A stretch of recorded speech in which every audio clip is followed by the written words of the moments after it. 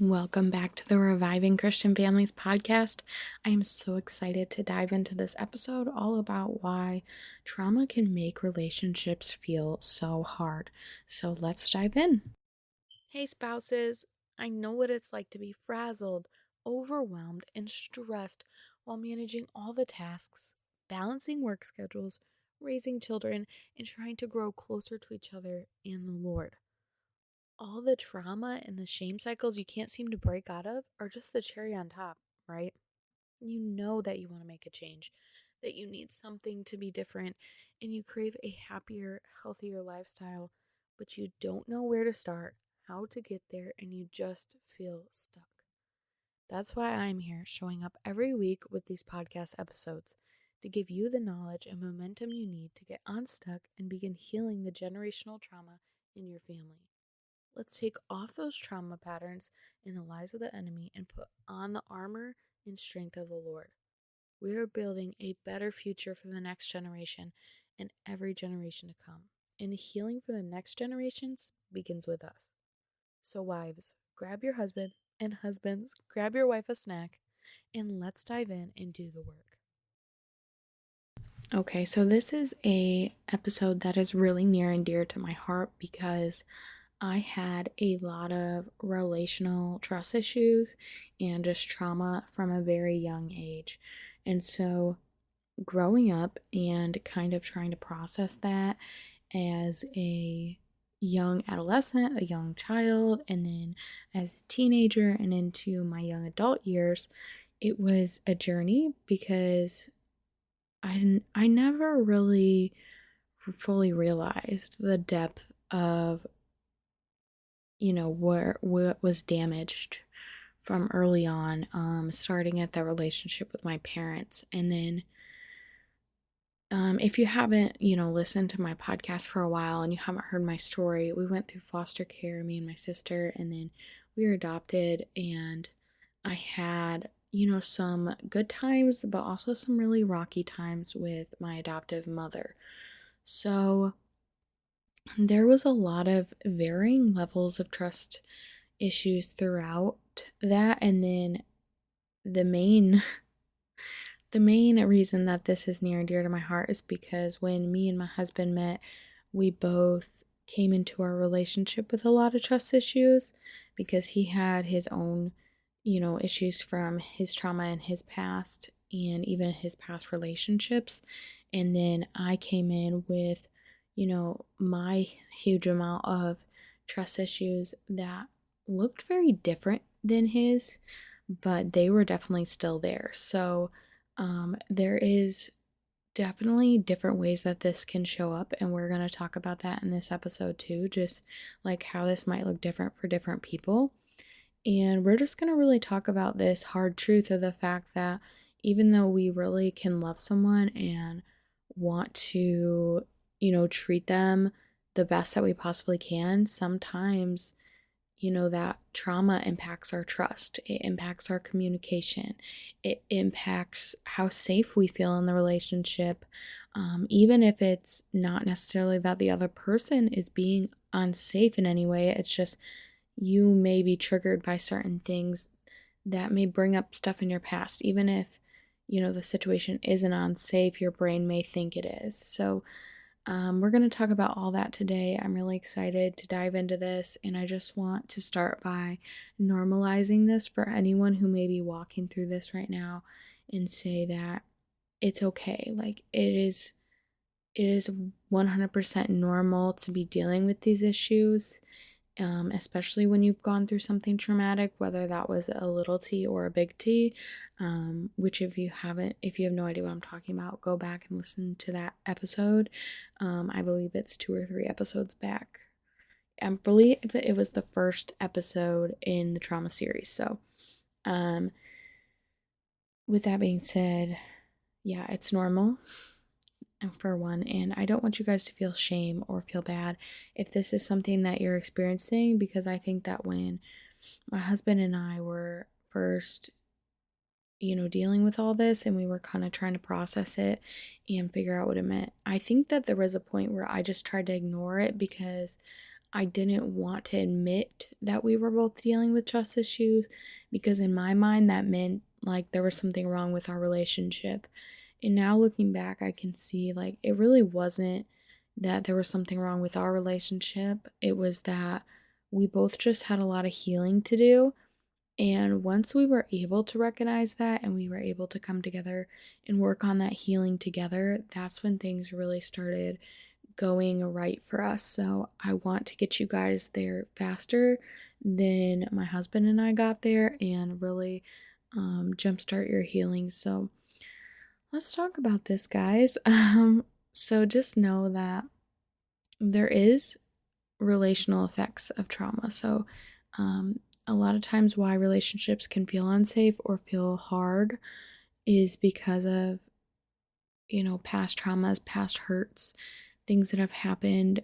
A lot of times these things can kind of be hidden under the surface. So, I think if you've had any basis of therapy or you might have even learned this in school, there's like this analogy of the iceberg, right? And there's the things that kind of show up on the tip of the iceberg, above the water surface, and we kind of look at those things and we don't realize how deep it goes. But then when you look under the water at the bottom of the iceberg, you realize there's a lot more under it. There's a lot more behind it. So this can be the same way in our relationships.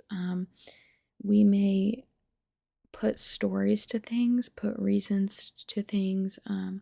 And these stories, these reasons, they really just show up as our thoughts. And we have a tendency to think that our thoughts are always true. And that isn't true. Our thoughts are not always true.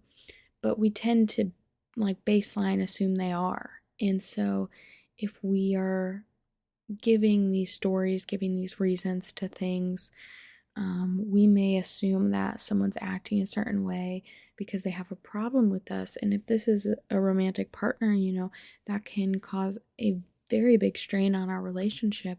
I mean, it could cause a really big strain on any relationship, but especially someone that you're spending a lot of time with and you were that close with on an intimate level. So, you know, for example, if they're doing something repeatedly that you don't like, maybe they're acting out because they have trust issues of their own. Maybe they're like constantly want to look at your phone. They're possessive of your time, those types of things. You may assume that it's, I don't know what you might assume. A lot of times we go, oh, they just don't trust me, or oh, they think I'm doing something behind their back, which maybe they do, but a lot of times that's not, it doesn't have anything to do with you. Like, it's not really because you've given them a reason not to trust you. A lot of times it is because someone in their past broke that trust with them. And so, while that's really hard, I do encourage you to have grace with them and to dive into those deeper conversations and really ask them, like, what's behind this? Because they might not even be questioning it. And so, hopefully, you're listening to this with your spouse. But if you're not, like, you guys both are going to have to dive in and do your own work. Like, what is behind this behavior? And a great place to start is just asking your spouse, hey, like, honestly, I'm giving you a safe place. A safe place. Please tell me, like, in all honesty, what have I been doing that's bothering you? And so,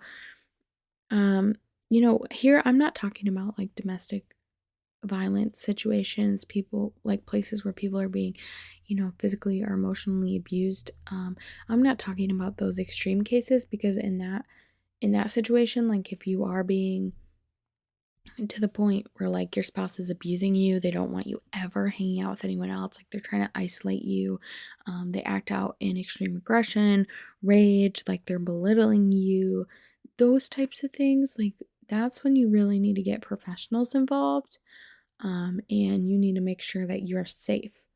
So that's not what we're talking about today. I just want to throw that disclaimer in here. In these episodes, they're never like a substitute for professional help, for therapy, nothing along those lines. Like, though, there is definitely a need for those in situations where things are to that extreme, like without a doubt, go get help. And there's so many resources. If you are unsure of how to move forward, like by all means, reach out to me either on Instagram, Facebook. You can email me.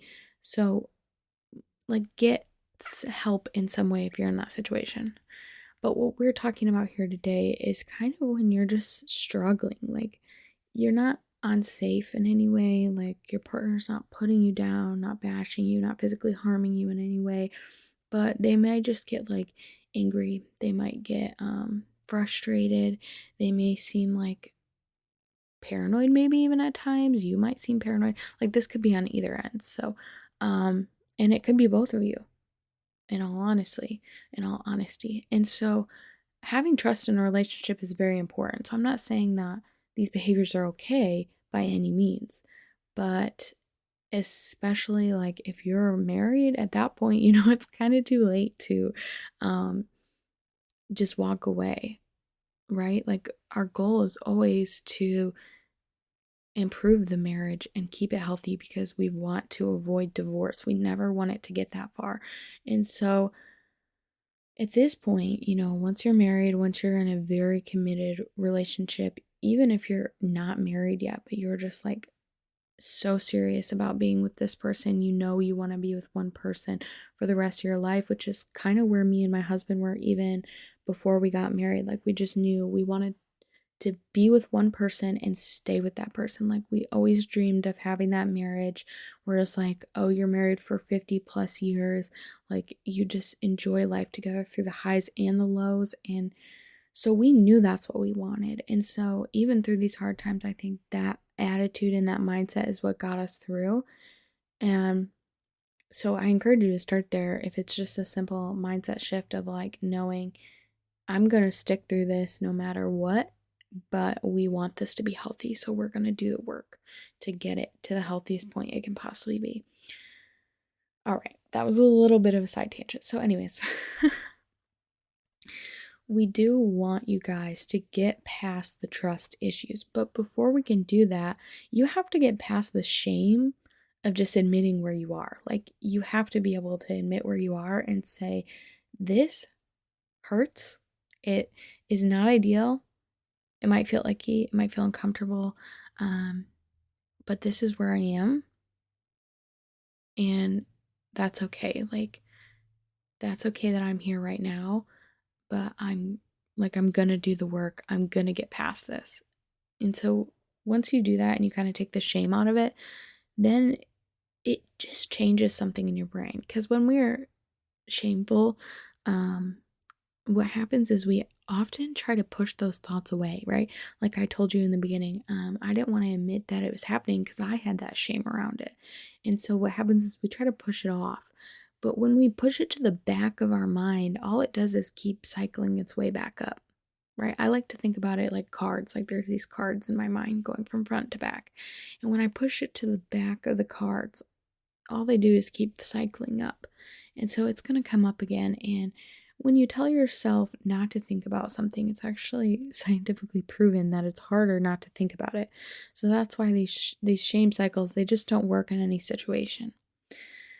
So with that being said, just admit where you guys are right now. Have an honest conversation about it. That is step one.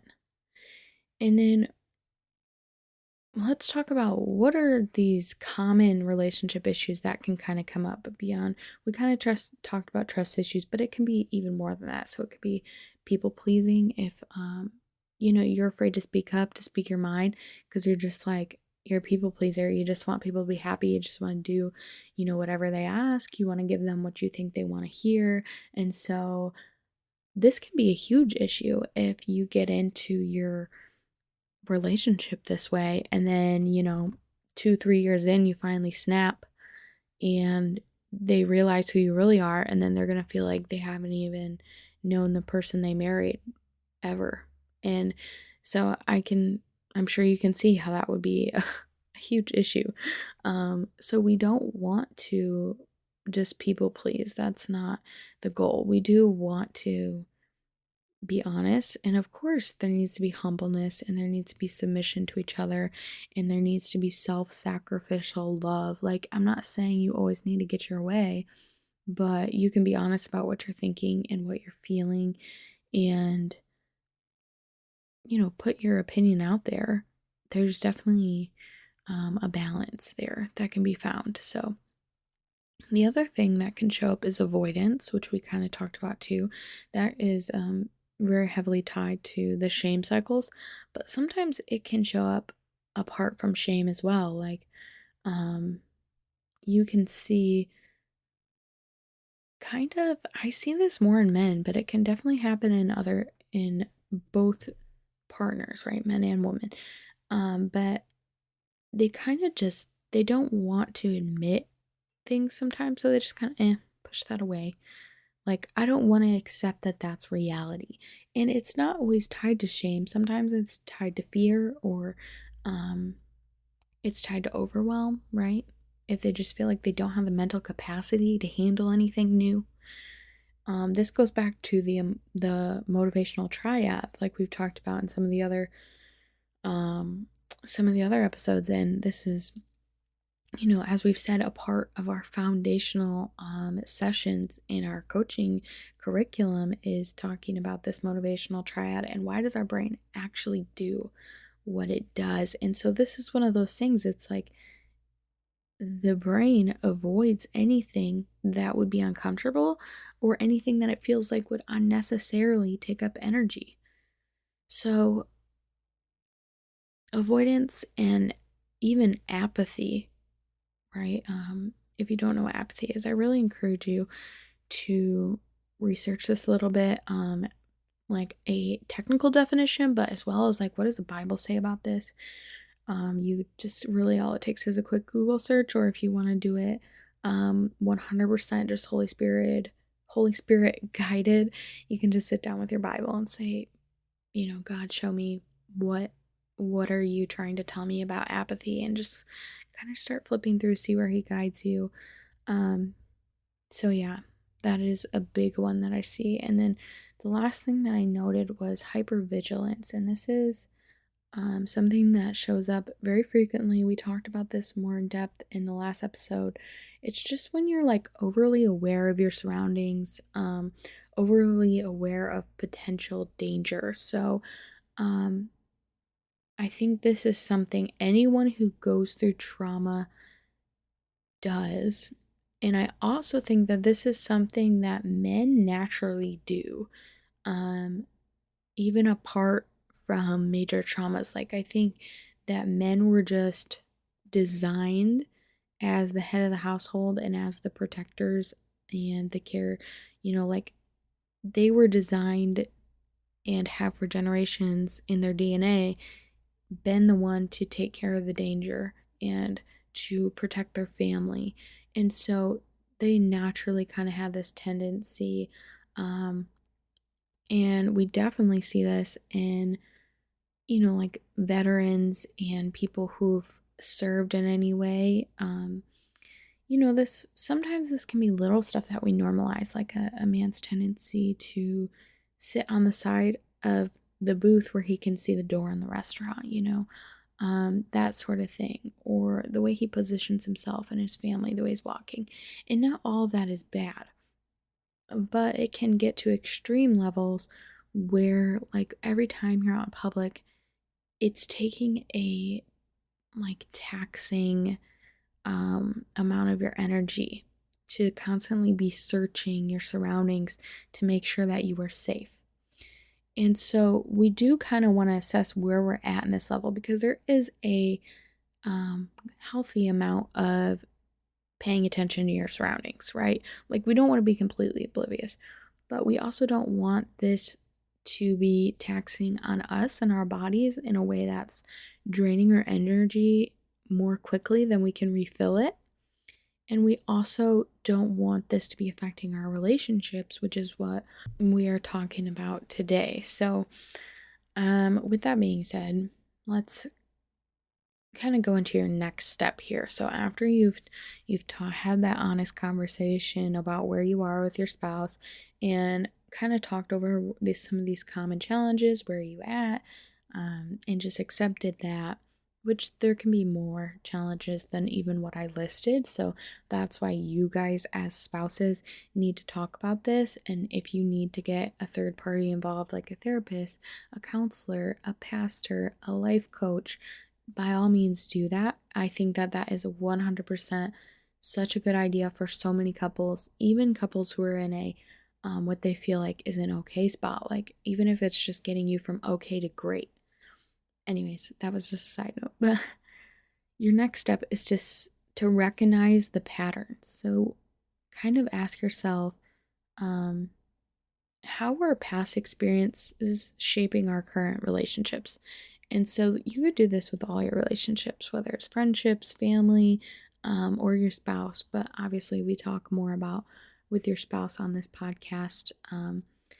And I want you to not just look at this in your marriage, but we talk about parenting a lot on here too, because that's part of breaking these generational curses, the generational trauma patterns, the unhealthy cycles, is the way that we are training up our children, is how we break those cycles. Like that is where our power lies. And the marriage is a huge part of that, obviously, because our kids watch our marriage.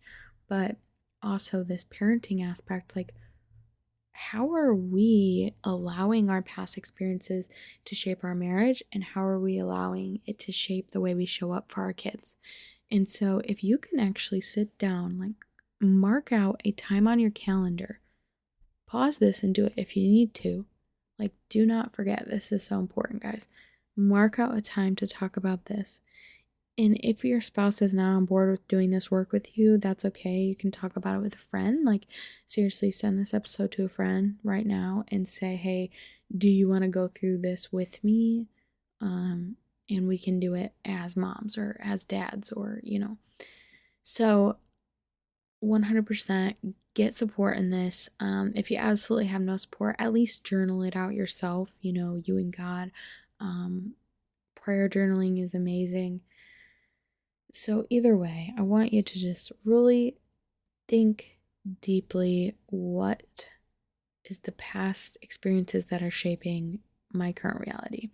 And the reason that I say it's best to do this with another person is because, well, it's the same reason that life coaching works. You need someone there to question your thoughts.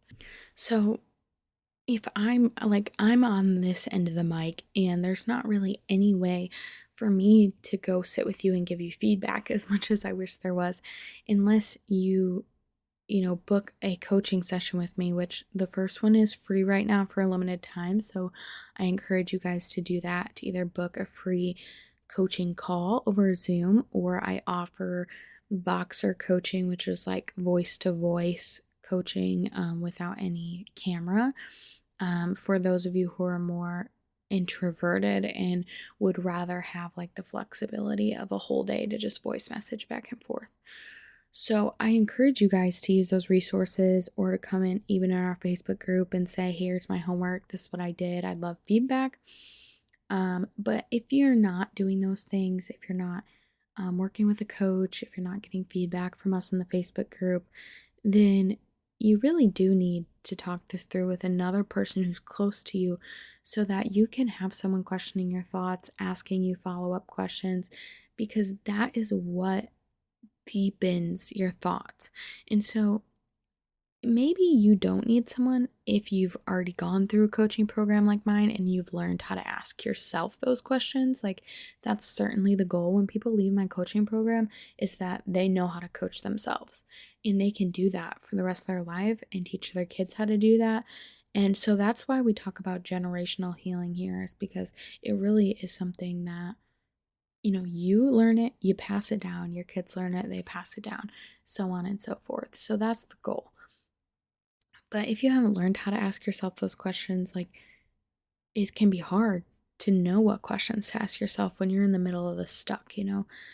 So, little side note, but that's why I really, really encourage you guys, do not just listen to this, think, oh, that's cute, that's great, that's a good idea. Let me just think about that by myself and move on. Like, that's not going to benefit you the most. And I know that's the easy way out, guys, but that's not what we came here for, right? Like, we didn't come here to do the easy thing. We came here to do the thing that's going to get the work done. So, really, really, really do mark this on your calendar. That's the last time I'm going to say it, I promise, but go do it. Okay. All right, and then now we're going to get into the other side of this, which is the healing aspect. Like, how do we go from the kind of chaotic trust issue, people pleasing, avoidance, hypervigilance, etc., to creating safe relationships that lead to healing? I'll just talk about my experience. How did me and my husband cross that border? And um, obviously, we already talked about the first couple steps, which is accepting and recognizing those patterns. But then, how do we get past that? And the answer is one, getting closer to Jesus, absolutely 100% always. Reading the scriptures, writing the scriptures on your heart. That has been huge, like absolutely life changing for me. I could do a whole podcast episode just on how reading my Bible every day in the morning has changed my life. Like, honestly, I probably will. Um, but that is a huge part of it, because the closer you get to God, the more, yeah, so the closer in proximity you are to God, the more you change, because you can't get closer to God and not change. It's just not possible because He is so good. Like, it just happens so naturally. And so the more I read the scriptures, the more I prayed, the more I leaned on Him, the more I said, Your will, but Your will above everything else, the more that I saw radical change in my life and in myself. And so that's a great place to start. But there's definitely things you can do within your relationships, even beyond that, to support that growth. Praying for each other is huge too, because when you pray for someone, like it changes your heart towards them and it helps you see them differently. So if there's something that you may be carrying resentment for, or maybe you have trust issues around, pray, pray, pray, pray, pray. And then the other thing that I want to say here is you really have to talk about it. Like, sometimes we get these absolutely ridiculous, crazy thoughts in our head, especially for people who've gone through intense trauma. We get these thoughts in our head, and it's like, oh my gosh, I know my spouse would never do that. I know they would never do that, but there's this like ick I can't get over. I can't get over this thought. I can't get past it. But I know they would never do that. But you just get paranoid around it anyways. And sometimes the only way to break that cycle is one, to renounce Satan in the name of Jesus and pray crazy about it. But also, sometimes that's not enough. Sometimes you have to actually break the shame cycle of that thought by having the conversation with your spouse. Sometimes you just need to tell them, hey, I know you would never do this, but I can't get over this thought and it's driving me crazy and I just need to talk to you about it. And, you know, hopefully they'll be able to see that you're coming to them with a genuine heart of just wanting to move past that thought. And they might get defensive. I'm not going to say they won't because I don't know your specific spouse. But you just need to talk to them and say, come from a point of like, this is what I need. And it is not anything against you.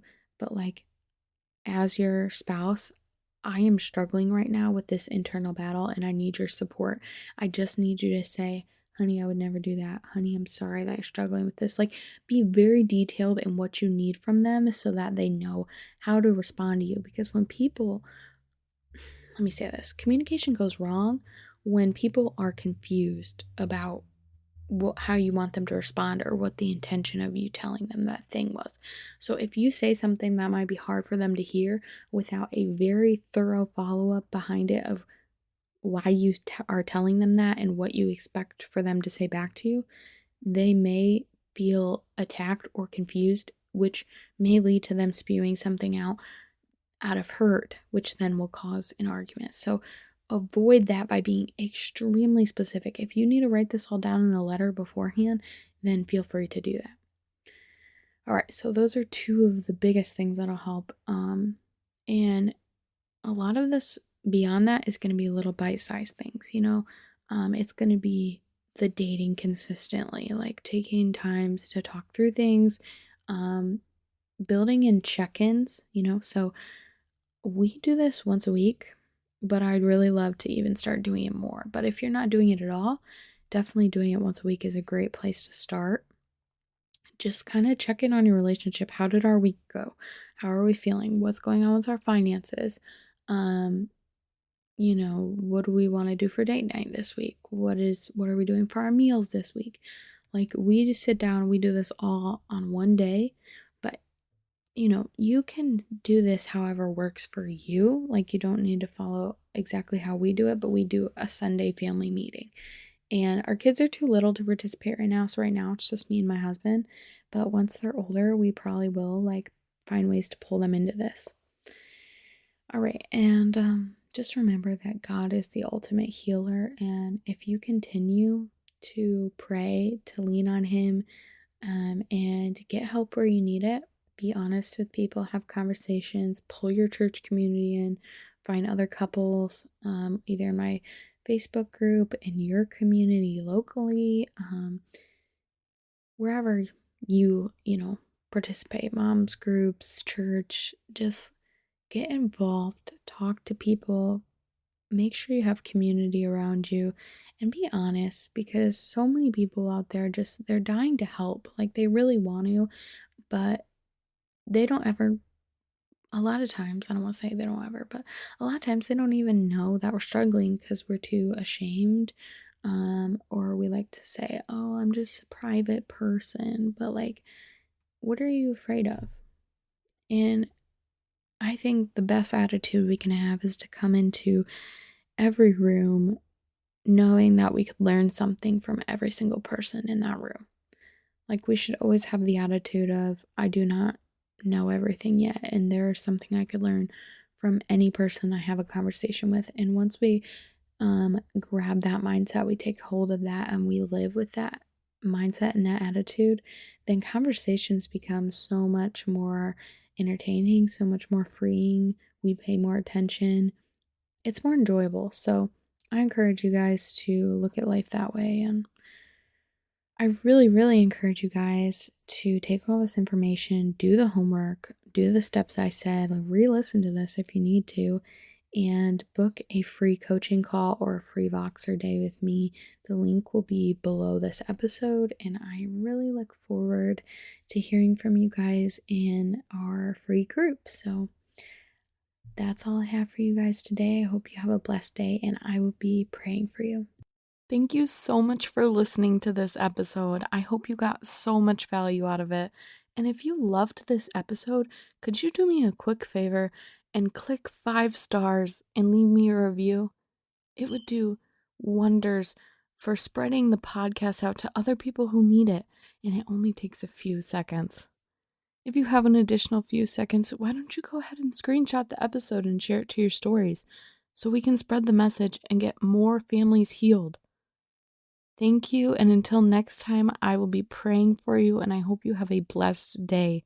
Bye.